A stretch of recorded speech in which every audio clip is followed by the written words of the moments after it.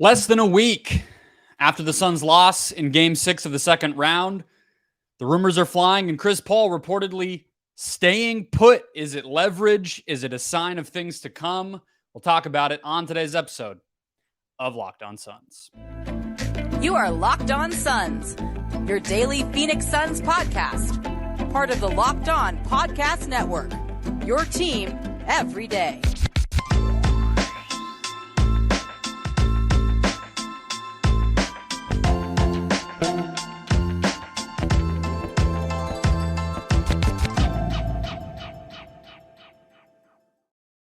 And we're back. This is Locked On Phoenix Suns. We're part of the Locked On Podcast Network, and I'm your host, Brendon Kleen, a credentialed media member covering the Suns for the past 6 seasons, a writer at Suns.com, and the host of the Just Basketball Show wherever you get your podcast. Thanks for making Locked On Suns your first listen.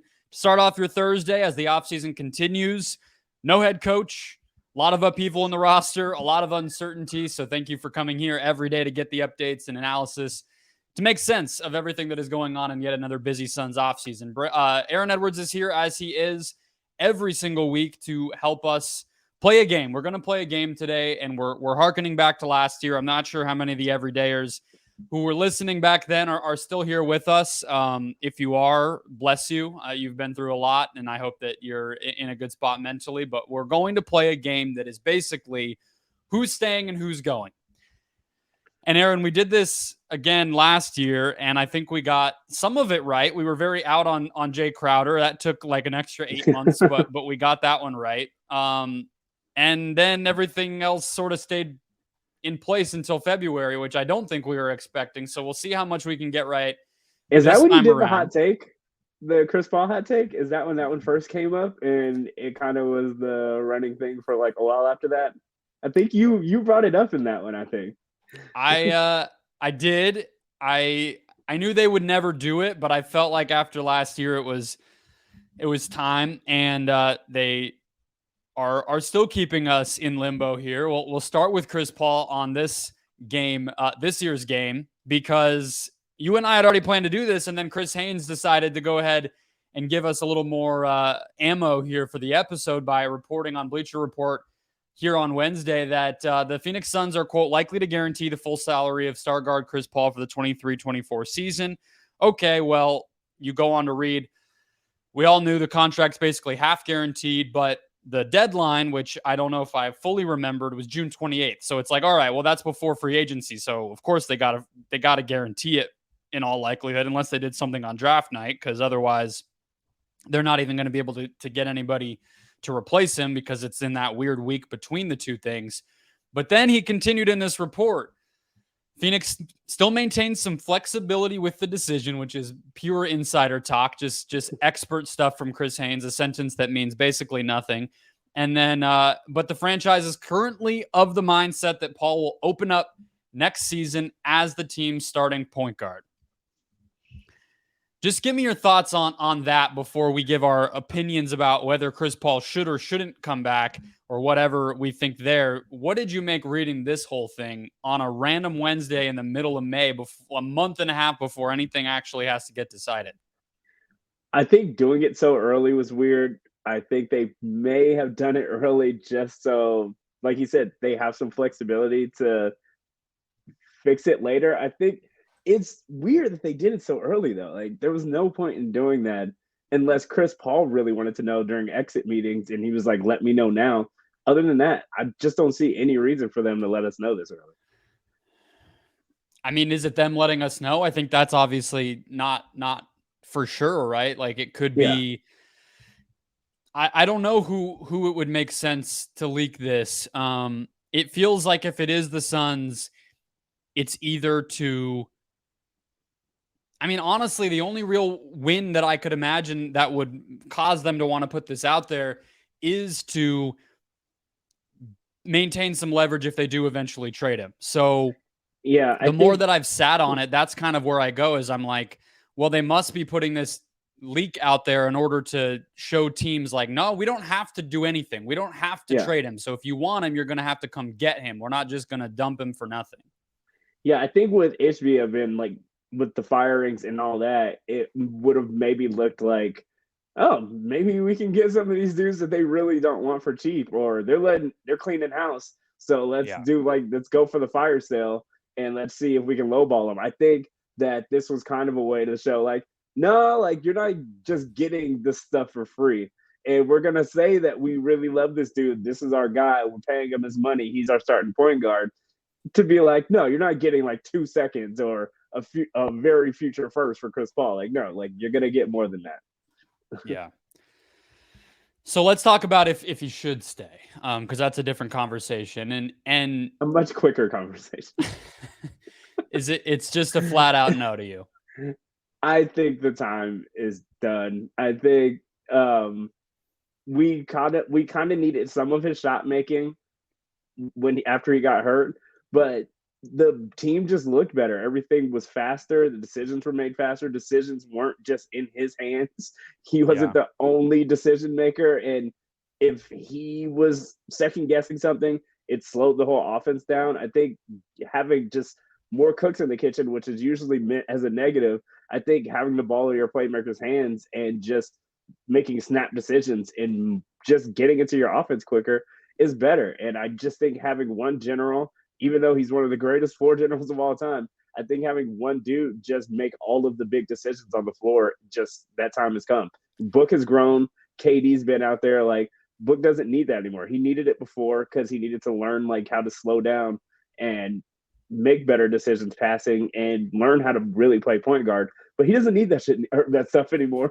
And I just think that right now, like that time has come. Like it needs to play on one of these running offenses, like all these really good teams do. And with Chris Paul, that just can't happen.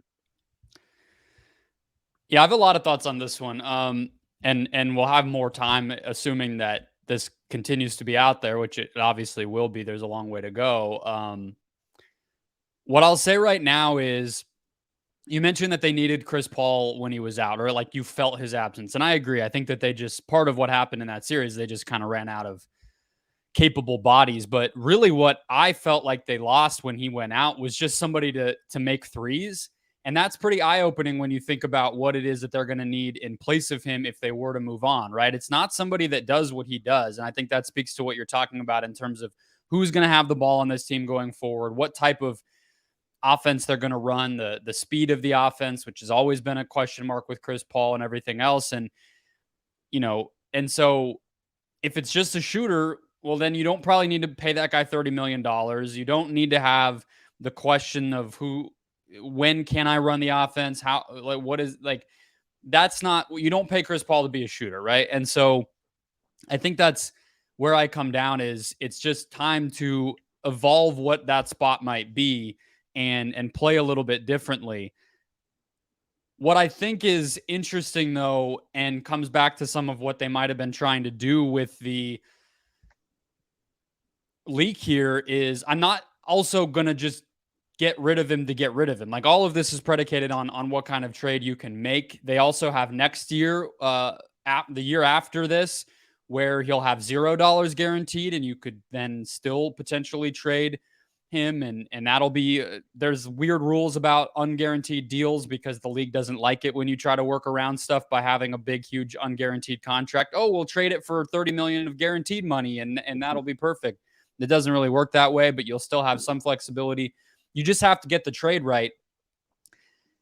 But big picture, you mentioned a lot of how these other teams are run, and I had the same thing in mind. I was thinking about watching last night's game one, thinking about the Eastern Conference Finals, watching how Boston has built their roster. Because I think Boston and the Clippers we think of as the two deepest rosters in the league.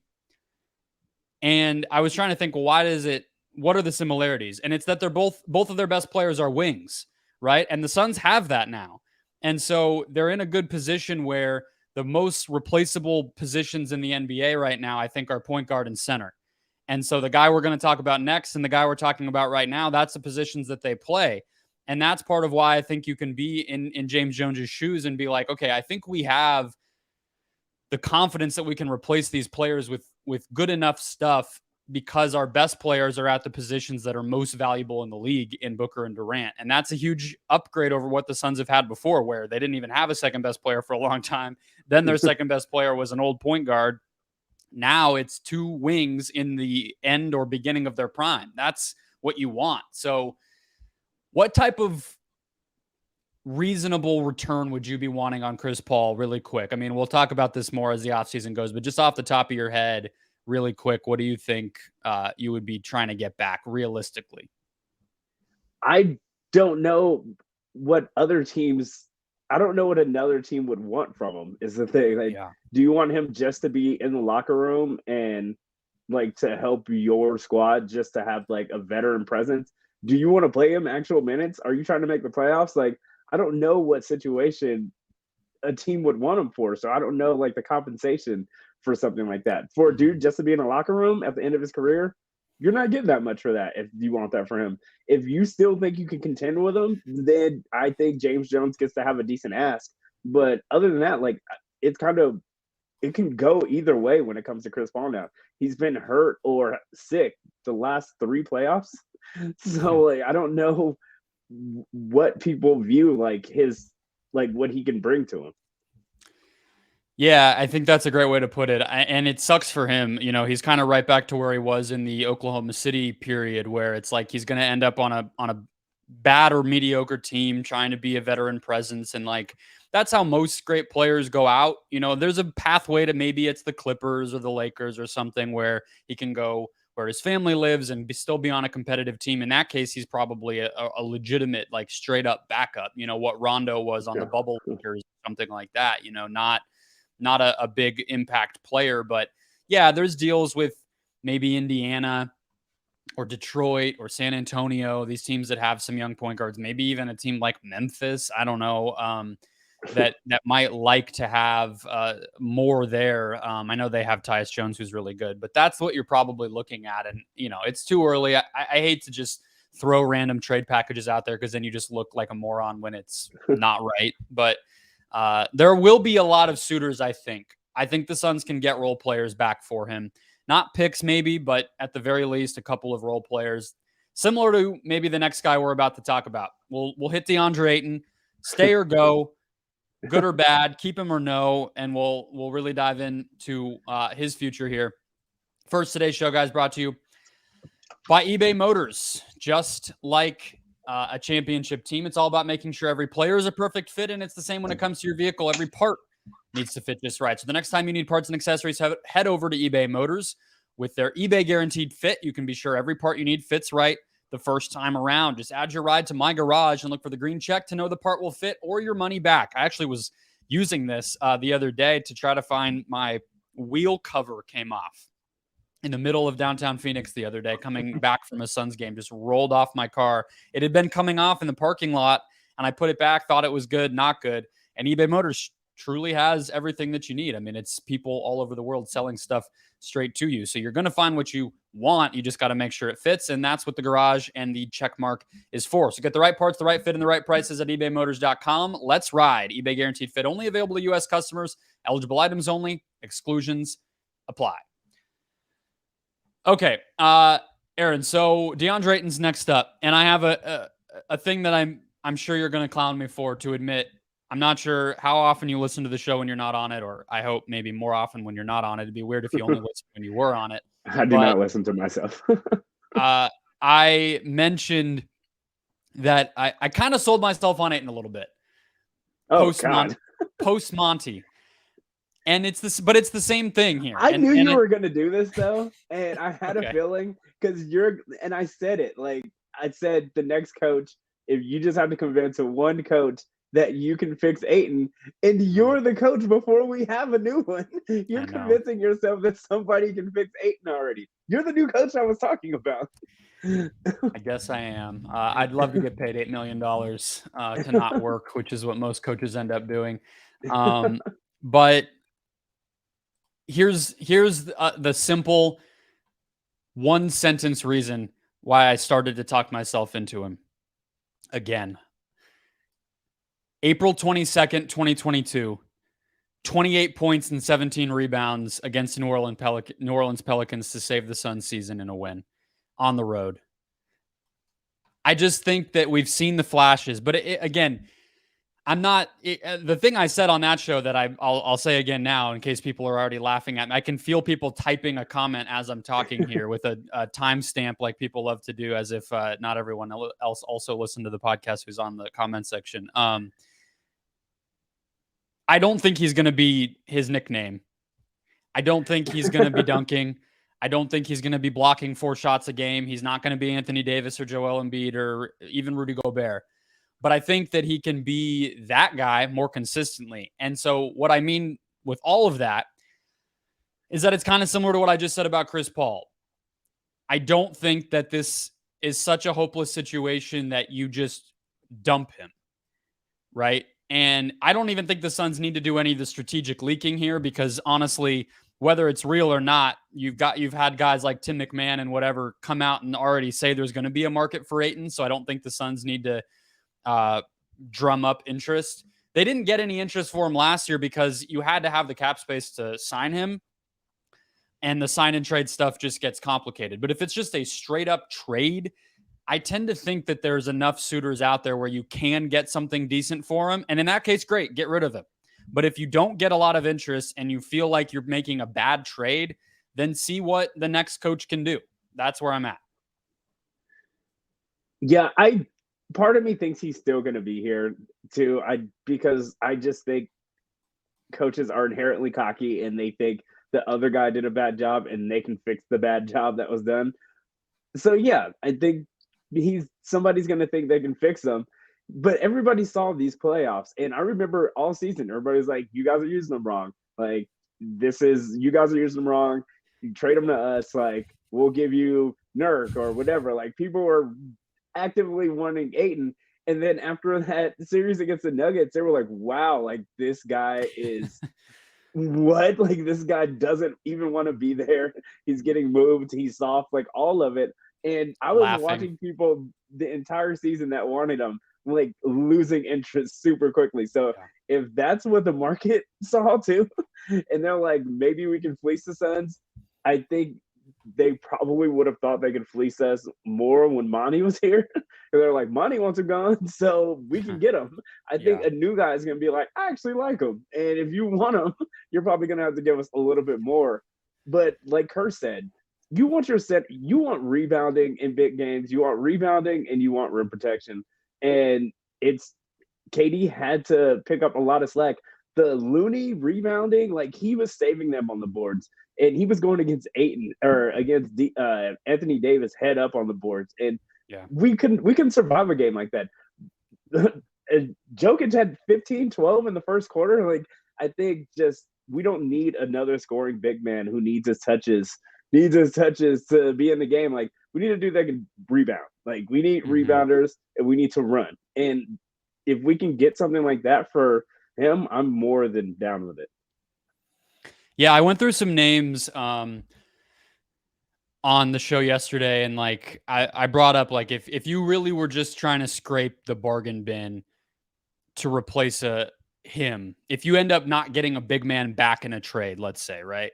Like people have brought up like Charlotte with Rozier and Hayward as options or whatever. Like Dwight Powell and Jackson Hayes.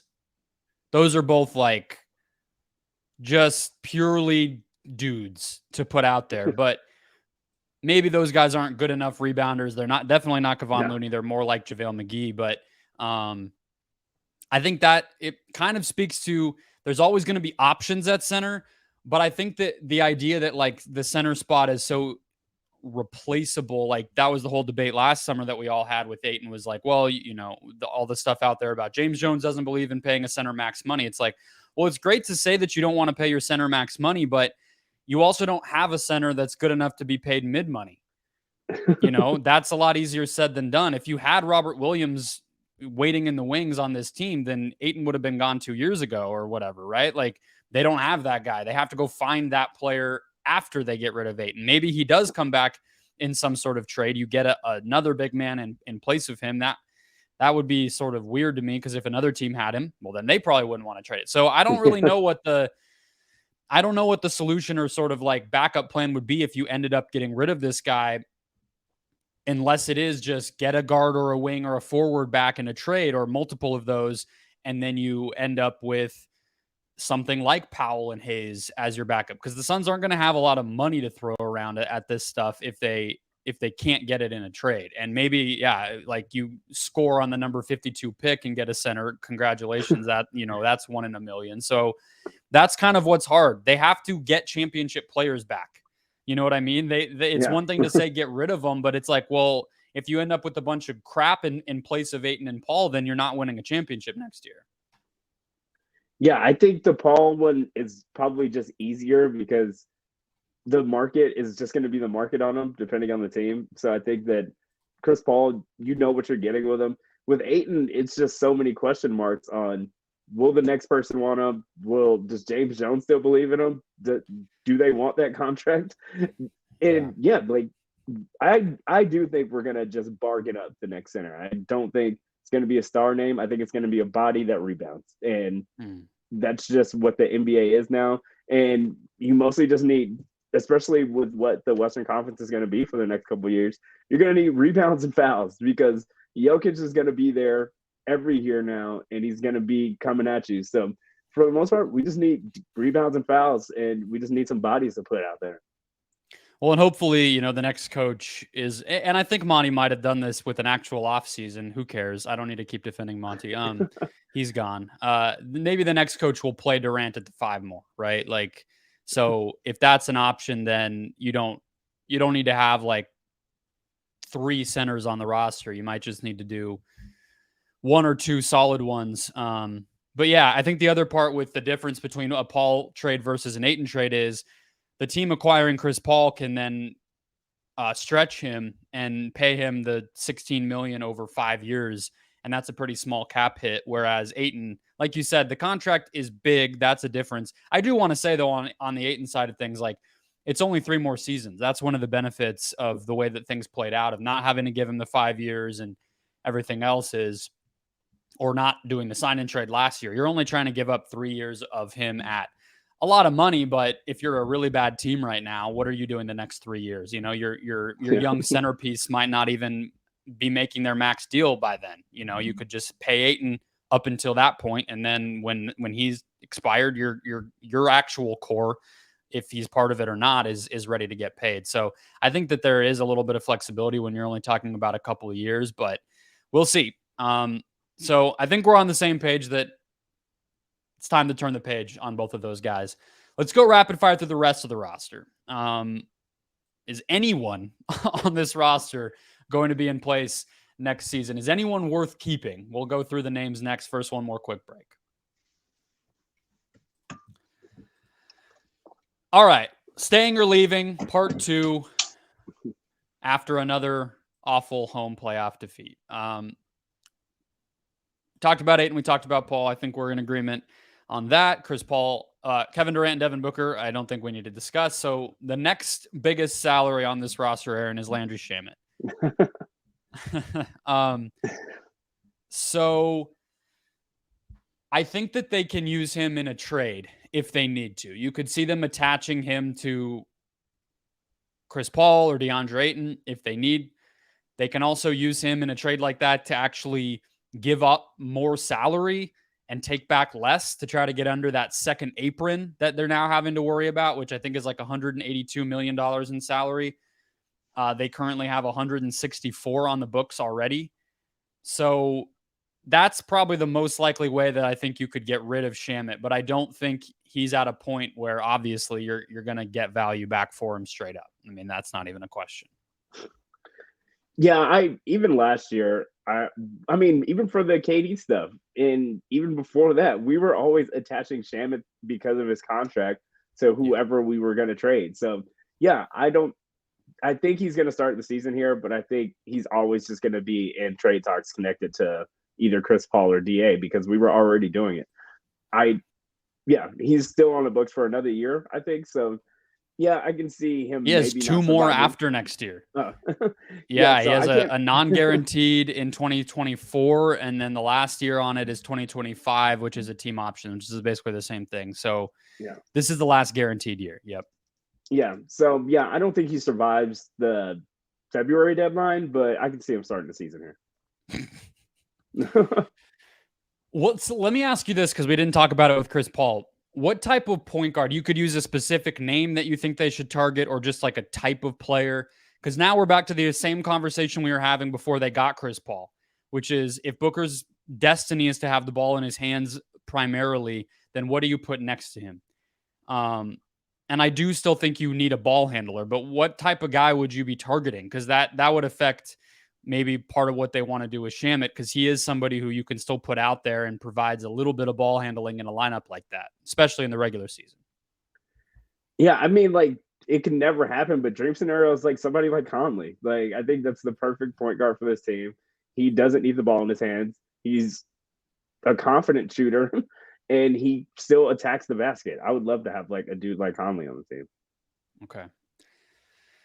Yeah, I'm pretty bummed that Toronto traded for Jakob Poeltl, because Ayton for Fred VanVleet was just sitting right there, and it's not going to happen now probably. The other thing with all this is sign and trades are not great for the Suns, because he has so VanVleet has a player option, so that dream is not completely dead. He could just stay on that last year of his deal and then get traded, and then you see from there if you can re-sign him next season. That's still on the table, but if Poeltl's on that team, they don't need Ayton.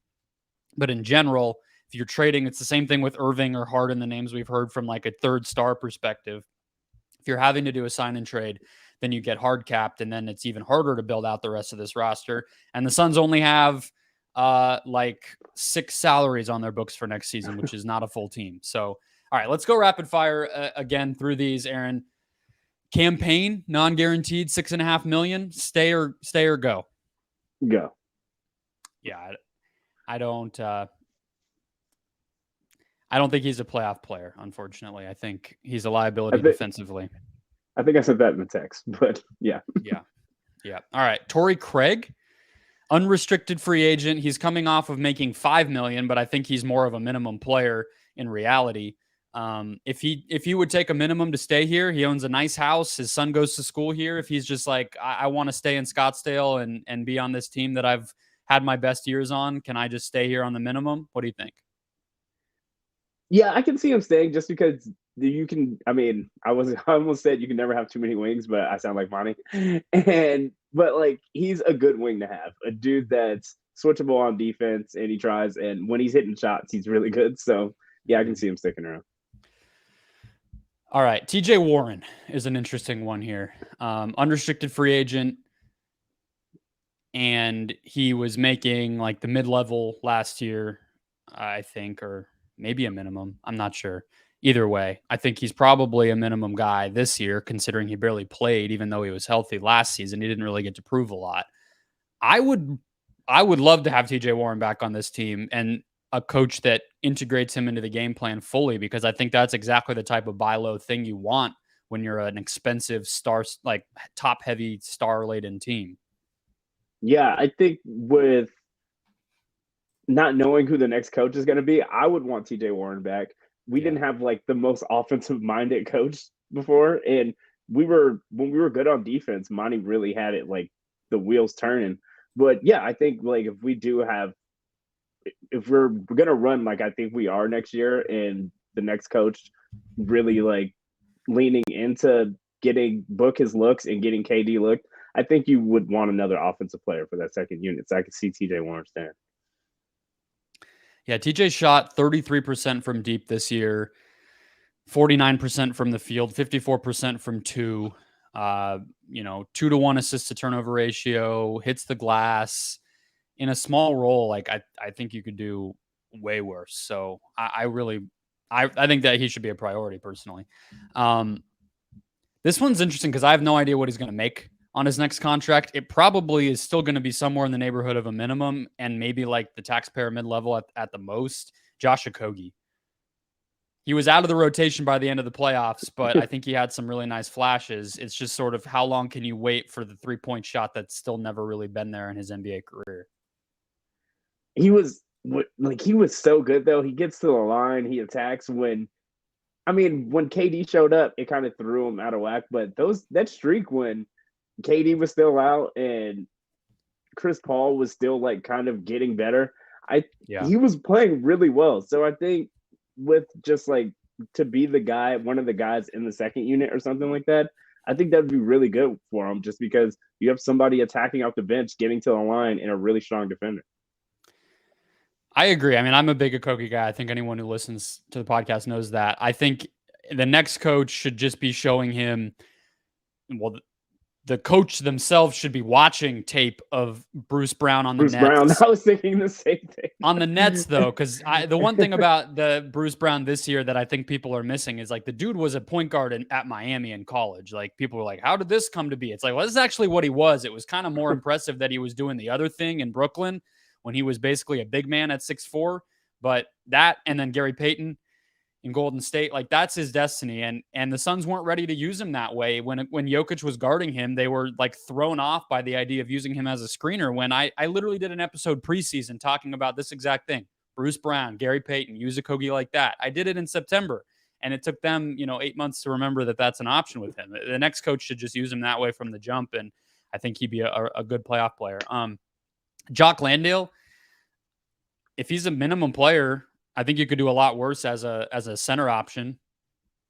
Yeah, I mean, he showed that he was willing to bang down low. He rebounds really well against second unit centers. I mean, even with Jokic, sometimes he kind of really did pretty decent on the boards. But yeah, like a second unit, like third center, yeah, that'd be nice.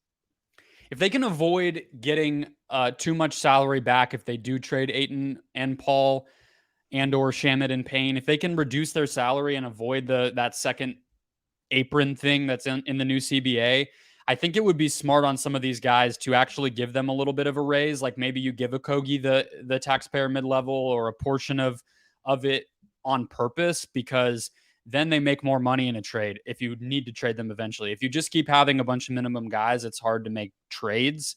You kind of want to keep giving people raises the amount that you're allowed to. That way that you have that flexibility. So I want to throw that in there. Darius Bazley, to me, this is a no-brainer. Like this is, I don't know if he's going to be good. I'm not going to pretend like I was scouting Thunder games really deeply. He didn't even go to college, so it's hard to really say. But I would totally keep him around just for the 5-10% chance that he becomes a good player and you got him for cheap and he's really, really young still. Yeah, that last Clippers game of this regular season, I was already in. Like the flashes that he showed, like the athleticism when he was attacking, and it's like he had a green light that I didn't think even in a game like that, Monty would give somebody that young. And he was just attacking and really athletic, and he just not scared to put the ball on the floor. I really want to see what he can become if somebody like really grows him and like really takes time with him as a player. Yeah, so Kogie's 25, Bazley's 23. Like that to me is reason enough. Like just bring them back. I just see what they can do, because the way that, like, I don't know if Suns fans have fully evolved on this perspective yet, but whatever you thought of like how impressive it was that Bob Myers found Otto Porters and Dante DiVincenzo's and Gary Payton the first time when he was on a scrap heap, and whatever team you wanted, the Heat getting Gabe Vincent, like that's going to be your reality as a Suns fan now. You have to hit on those types of things because of the way that this cap sheet is going to be set up, right, starting now, but even more so in the future when next season in 2024, Booker and Durant are going to make a combined $102 million. That's insane. So you gotta nail the stuff on the margins, and you gotta find young guys who can keep getting better, even though you're not going to have draft picks. Good luck, James Jones. All right, last thing here, because I haven't gotten your thoughts on it, even via text or anything. Who do you want as the head coach? If you could just pull a name and make it happen, who would you pick? Tyler. Okay. If you can't get him, if the trade doesn't work out, if he's not actually available, if tomorrow morning we wake up to a Woj bomb that's like Ty Lue has signed a new contract with the Clippers, keeping him in place for the next 5 years or whatever, then what would you go from there? I think the Kevin Young thing is fine too. But I'm gonna rub that in so hard if it happens. I'm just letting everybody know now. Not quite as much as Durant actually getting here. That was like my ultimate victory lap. We kind of didn't even take a victory lap like that, because no. I remember the comments, guys. you guys are saying it was never going to happen, and then you switched it up after it did happen. But yeah, we didn't really like take a victory lap on that. It's true. I should have done a bigger one. I did like a 15-minute live first thing in the morning before I had to go to my day job that morning and kind of did it a little bit, but I could have done it harder, but we were all celebrating. I didn't want to be negative. I was absolutely right. I was doing Durant shows from July to September, and I was getting barked at by my own listeners who thought I was an idiot, and I was not. But in this case, I put the Kevin Young thing out there, and a bunch of people were like, why on earth would you want to have somebody from this same staff who just failed and some young guy who doesn't know what he's doing and this and that? And I was like, well, he's the guy who works Booker out. Seems like they probably have a good relationship. He is a well-respected coach who's getting interviews elsewhere. So if you want Willie Green to happen again, then okay, let him go. But if you think he's smart and he's well-respected, you probably should at least give him a chance. And he seems to be a little bit more of an outside-the-box thinker than Monty, considering Monty himself said a bunch of different stuff, whether it's offensive rebounding or whatever, came directly from Kevin Young pushing him on it. So let's see what that guy can do, you know? So I think that could be a good one. I don't know. I don't think he's like my number one choice by any means. I'm in agreement with you that Lou would be mine, as the listeners will already know that. But it's good. It was exciting to me. I'll put it this way, that Gambo said on, I think, Wednesday or Tuesday, that he doesn't agree from what he's hearing that the same thing that Woj and Shams have been saying, that the Suns are completely only focused on experienced guys. That was like a sigh of relief from me, because I'm like, if they pigeonhole themselves into hiring Frank Vogel just because they gave themselves like weird limitations and whatever on they have to have these exact criteria, that would be a really bad move. So I'm happy that whether it's Kevin Young or another assistant on another team, that's good news to me. Yeah, I don't think Ishbia would ever just put himself in a box like that either, coach-wise. When you're paying Monty for an extension that he never even actually got to coach on, you probably don't want to necessarily, unless you're getting somebody you believe in, you don't want to pay, what Doc Rivers or Frank Vogel is going to cost if you don't have to. If you're not sold on them, why force yourself to pay what they're gonna cost when you could pay, Kevin Young half of that or whatever. Let's close it there though. That'll wrap us up. One last show tomorrow to close out the week. We'll see if there is any more news. I might do an ideal Suns offseason show either Friday or Monday, depending on what the news allows. We'll go through the best case scenario from top to bottom. Hit follow, subscribe to get that show. What? I'm glad we didn't get to your Kobe White love. Look, I brought it up yesterday. That's a perfect example of the same thing we're talking about with Okogie and Baisley, to be honest with you. Like, it's just, you're taking a chance on a young guy to see if they can be something better on a good team, great team. That's the type of thing, like, we're going to have to get excited about a lot of Kobe Whites in the next couple of years. I'll just say, maybe not him, but a guy like him, we're all going to lose our mind about a couple times, I'm sure. But listen to Locked On NBA. Get caught up on all things lottery, playoffs, off-season, coaching carousel. That show has you hooked up every single day of the week as well to cover the whole league. And I'll catch you guys tomorrow.